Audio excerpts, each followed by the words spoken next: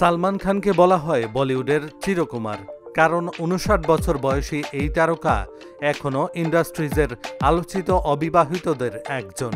সম্প্রতি এক টেলিভিশন শোতে এসে প্রেম ও বিচ্ছেদ নিয়ে মুখ খুললেন এই নায়ক, যা তার ব্যক্তিজীবন নিয়ে নতুন করে আলোচনার জন্ম দিয়েছে। Two much with Kajol and Twinkle Khanna নামের একটি শোতে অতিথি হিসেবে উপস্থিত ছিলেন সালমান খান। সেখানে বিয়ে না করেই বাবা হওয়ার ইচ্ছা প্রকাশ করেন নায়ক। শুধু তাই নয়, সেখানে তিনি তার দীর্ঘদিনের সম্পর্কের ইতি টানার পেছনের কারণগুলো নিয়েও কথা বলেন।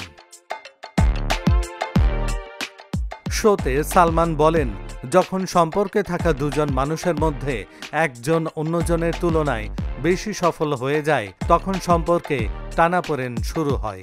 একজন নিরাপত্তাহীনতায় ভুগতে থাকে।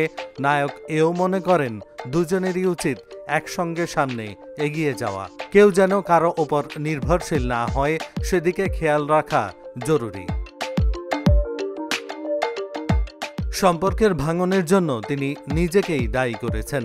সালমান বলেন, যদি কোনো সম্পর্ক স্থায়ী না হয় তো হবে না। এর জন্য যদি কাউকে দোষ দিতে হয় তাহলে আমাকেই দোষ দেওয়া হোক।